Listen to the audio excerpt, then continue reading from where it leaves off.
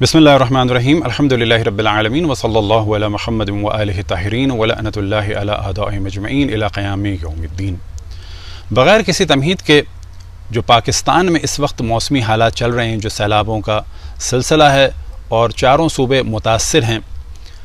اور یہ کیا ہے اور کیا وجہ ہے، کچھ اس کی جانب توجہ دلائیں۔ لیکن سب سے پہلے ہم توجہ دلائیں کہ تمام انسانوں کی ذمہ داری یہ ہے کہ تمام انسانوں کی اور اللہ کی مخلوق کی خدمت کریں، ریگارڈلیس یہ کہ وہ کس دین یا کس مذہب پر ہیں۔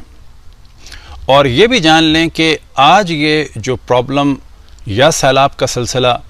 بعض علاقوں میں ہے، کل ممکن ہے کہ یہ ان کے علاقوں میں بھی ہو۔ کوئی بھی کہیں بھی کبھی بھی کسی بھی حادثے کا شکار ہو سکتا ہے، اور دنیا میں جس طرح سے موسمی تبدیلیاں رونما ہو رہی ہیں تو یہ چیزیں مزید بڑھیں گی۔ تو پہلا مرحلہ تو یہی ہے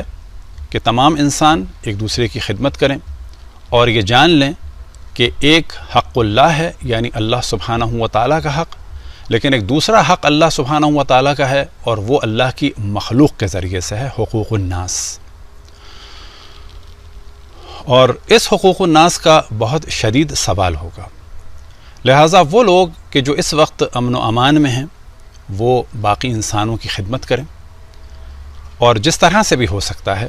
لوگوں کے پرابلم کو سولو کرنے کی کوشش کریں۔ لیکن اس موسمی تبدیلی کا جو اس وقت سلسلہ چل رہا ہے، اس وقت بھی اور بعد میں بھی توجہ دیں، کیونکہ یہ پرابلم آئندہ بھی رونما ہوں گے۔ خصوصاً مومنین سے گزارش ہے کہ ایام عزا میں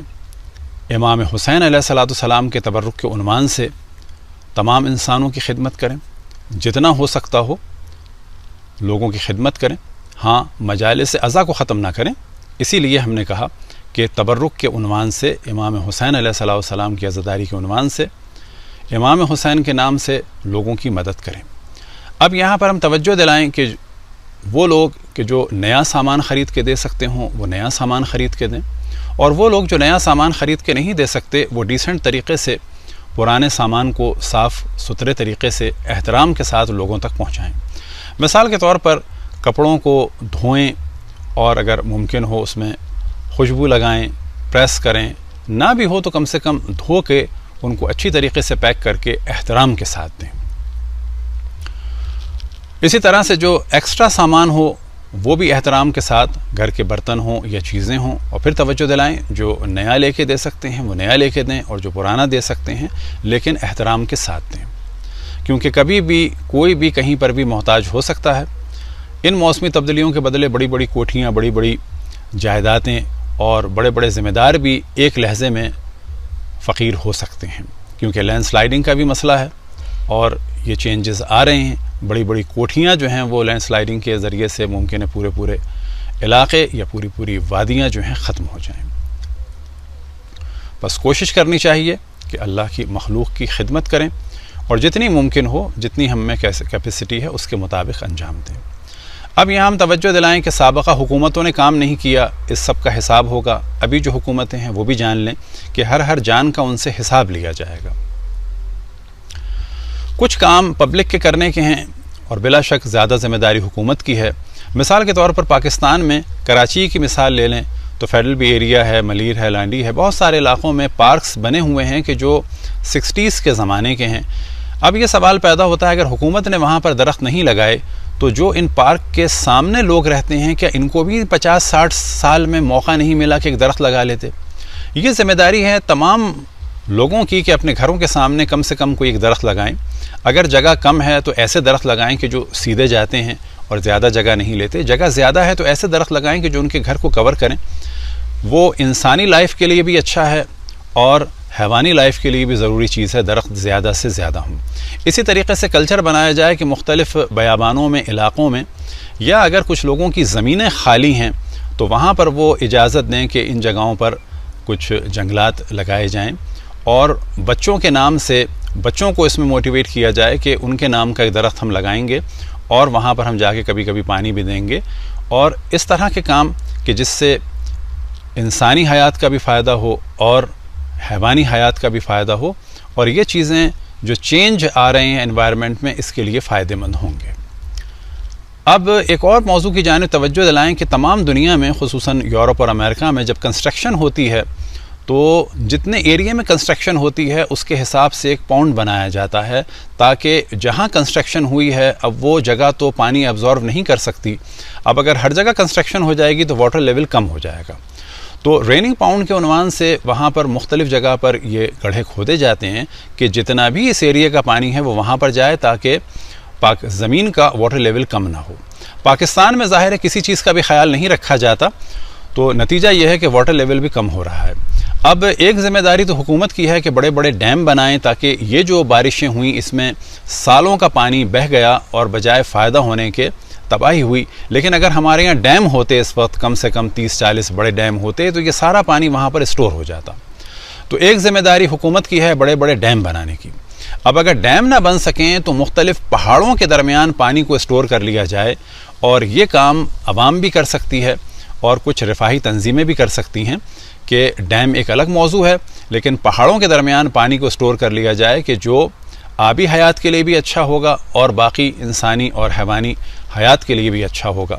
لیکن ایک اور کام جو کیا جا سکتا ہے ریننگ پاؤنڈ کے عنوان سے خصوصاً پنجاب اور سندھ بھر میں کہ 2-3 میٹر کے گڑھے کھودے جائیں، بہت بڑے بڑے، مثال کے طور پر 5-5, 6-6 ایکڑ کے، اور اگر کسی کے پاس اتنی گنجائش نہیں ہے تو آدھے ایکڑ کا بھی، تاکہ یہ بارش کا پانی وہاں پر اسٹور ہو۔ جتنا پانی اسٹور ہوگا، اس وقت پاکستان میں ایسے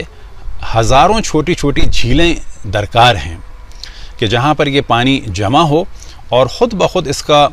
جو پریشر ہے وہ ختم ہو جاتا، اور یہ پانی سالوں نہیں تو کم سے کم مہینوں ان جھیلوں کے ذریعے سے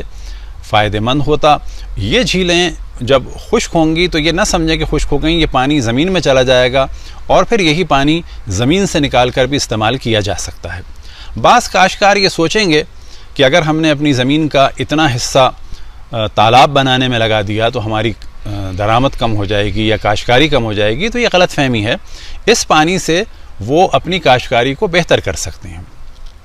مثال کے طور پر کراچی سے باہر اگر نکلیں حیدرآباد کے راستے میں تو بعض جو گورنمنٹ کی زمینیں ہیں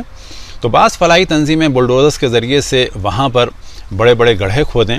اور کراچی کے پانی کو مختلف پمپس کے ذریعے سے یا ایک پلاننگ کے ذریعے سے وہاں پر جمع کیا جائے، اور یہ پانی واٹر لیول کے لیے اچھا ہوگا اور وہاں پر بعض کام بھی ہو سکتے ہیں۔ اب اس جانب ہم توجہ دلائیں کہ پوری دنیا میں گرمی کی شدت بڑھ رہی ہے اور گلیشیئر پگھل رہے ہیں، سمندروں کا لیول بڑھے گا اور بہت سارے جزیرے، بہت سارے جو ساحلی علاقے ہیں ان کو خطرہ ہوگا، اور کیونکہ گرمی بڑھ رہی ہے تو اس طرح بخارات بھی زیادہ ہوں گے اور بادل بھی زیادہ بنیں گے اور پھر بارشیں بھی زیادہ ہوں گی۔ اب کیونکہ بارشیں زیادہ ہوں گی تو وہ پانی ظاہر پہ بہہ کے کہیں نہ کہیں تو آئے گا، تو اس جانب توجہ رہے کہ یہ سلسلہ بڑھتا چلا جائے گا۔ اس کے لیے پلاننگ کرنی ہوگی انفرادی اعتبار سے بھی اور قومی اعتبار سے بھی اور حکومتی اعتبار سے تو بلا شک ضروری ہے۔ بس یہاں پر ضروری ہے کہ مختلف اسکالرز آگے آئیں، ان موضوعات کو ڈسکس کریں، اور آخر میں ہم توجہ دلائیں کہ اس وقت پاکستان ایک شدید ترین بحران سے گزر رہا ہے اور تمام ادیان و مذاہب کے لوگ ایک دوسرے کی مدد کریں اور یہ نہ دیکھیں کہ کون ہے، جتنا ہو سکتا ہے لوگوں کی مدد کریں۔ اور مومنین اس بات کو جانتے ہیں کہ تمام مراجع اعظام نے خصوصاً آغا خامنائی، آغا سیستانی اور آغا بشیر نے اجازت دیے ہیں۔ آغا بشیر کا مکمل اجازہ ہے، آغا سیستانی کا ہے دوسرے نمبر پر اور وہ 2/3 کا ہے، اور پھر تیسرے نمبر پہ آغا خامنائی کا ہے کہ جو 1/2 کا ہے۔ لیکن اس جانب توجہ رہے کہ کوئی یہ نہ کہے کہ ہمارے پاس خمس نہیں ہے تو ہم کچھ نہیں کر سکتے۔ جو ان کے پاس ہے، حتیٰ اگر پرانے کپڑے ہیں تو جیسا کہ ہم نے توجہ دلائی کہ ڈیسنٹ طریقے سے ان کو پیک کریں، دھوئیں اور طے کر کے احترام سے دیں۔ پاکستان میں ہم دیکھتے ہیں گٹھریاں بنا دیتے ہیں، پرانے کپڑے نکالتے ہیں کہ جن میں بو آ رہی ہوتی ہے۔ یہ ایک طرح سے ضرورت مندوں کی توہین ہے، اور جان لیں کہ کبھی بھی کسی کو بھی کہیں پر بھی ان چیزوں کی ضرورت ہو سکتی ہے۔ آج لوگوں کا احترام کریں، انسانیت کا احترام کریں، تاکہ کلچر بنے کہ کل اللہ نہ کرے اگر ہمیں ضرورت پڑے تو ہمیں اگر کوئی دے تو احترام ہی سے دے۔ دعا ہے کہ خداوند تبارک و تعالی تمام انسانوں کی حفاظت فرمائے اور سب کو توفیق عطا فرمائے کہ انسانیت کی خدمت کو انجام دیں۔ وصلی اللہ علی محمد و آلہ الطاہرین۔